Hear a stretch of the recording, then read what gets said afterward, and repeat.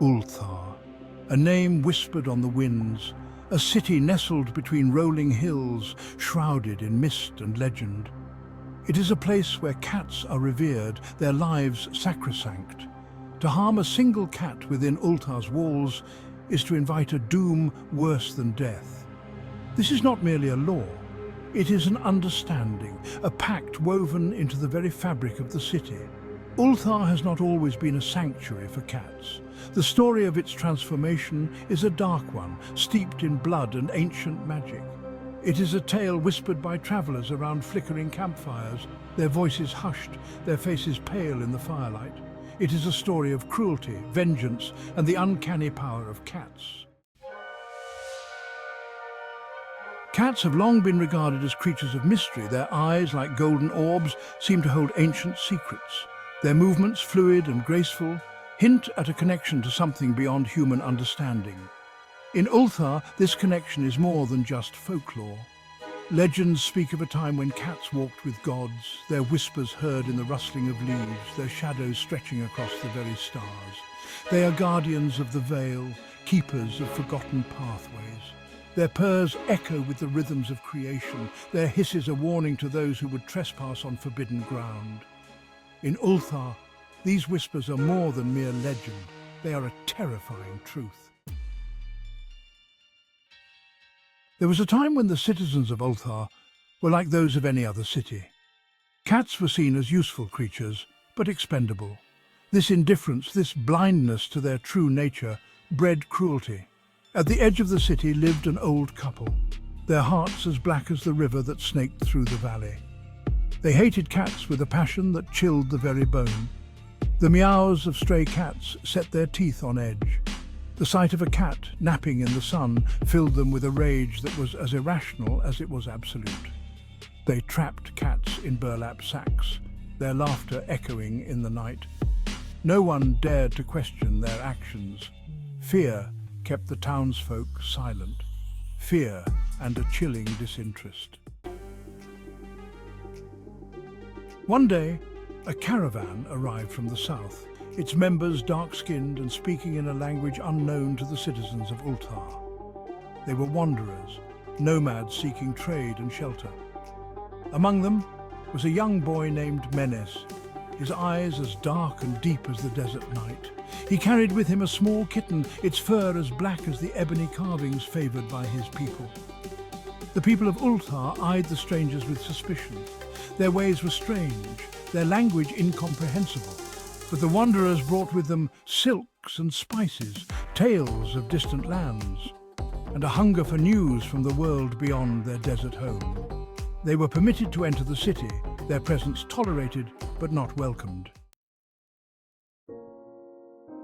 Menes, the young boy, soon discovered the cruelty being inflicted upon the cats of Ulthar. He learned of the old couple and their dark deeds. His heart, filled with the innocence of youth and the wisdom of his ancestors, ached for the suffering of these creatures he considered sacred. One night, beneath the light of a blood-red moon, Menes climbed to the highest point in the city. He raised his hands to the heavens, his voice a low, mournful chant that echoed through the empty streets. He prayed to the gods of his people, to the spirits of the desert wind, and to the ancient unknowable beings that watched over all cats. He prayed for justice, for vengeance, for the souls of the innocent creatures that had been so cruelly taken. His words, though spoken in a language foreign to the ears of Ulthar, seemed to hang in the air, thick with power and sorrow. That night, a strange silence fell upon Ulthar. It was a silence broken only by the rustling of leaves, the distant howl of a dog, and the soft padding of unseen paws on cobblestone streets. The usual nocturnal chorus of meows and hisses was gone. The cats of Ulthar had vanished. The next morning, the townspeople awoke to an unsettling stillness.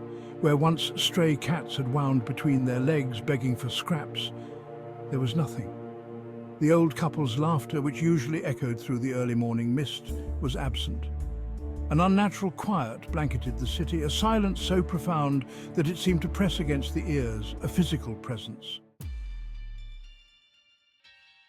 Days turned into weeks.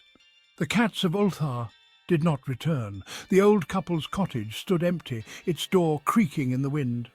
Then, one day, a group of brave souls, driven by a mixture of curiosity and dread, dared to force their way into the cottage.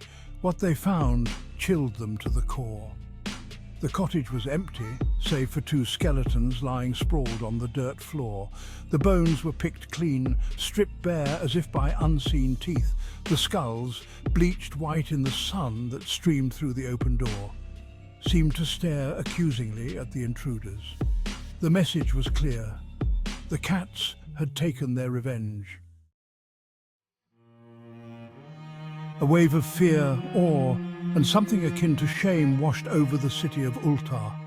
The townspeople, finally understanding the depth of their indifference, erected a single stark monolith in the center of the town square. Upon it, they carved a law, written in the common tongue and in the strange script of the wanderers from the south. The law was simple. No harm shall come to any cat within the city of Ulthar. To do so is to invite the wrath of forces older than time itself. The wanderers, their purpose served, moved on. The boy, Menes, and his black cat disappeared with them, swallowed by the endless horizon. The cats slowly returned to Ulthar. They stalked the rooftops, their eyes gleaming in the moonlight. They rubbed against the legs of the townspeople, accepting their belated displays of affection with a regal indifference. But something had changed. The people of Ulthar no longer saw them as mere animals. In their sleek, sinuous forms, they saw a glimpse of something ancient and powerful. They treated them with respect, even a hint of fear. The memory of the old couple's fate served as a constant reminder of the price of cruelty. Even today, centuries later, the law of Ulthar stands. Cats are revered, their lives protected. The story of the old couple and the vengeance of the cats is whispered from generation to generation, a cautionary tale and a source of pride. But in the shadows, beneath the surface of this cat-loving city, a current of unease remains. The citizens of Ulthar know deep in their hearts that the cats have not forgotten the ancient pact. They remember the boy, Menes, and his chilling prayer. And they live with the knowledge that some debts once paid in blood can never be truly settled.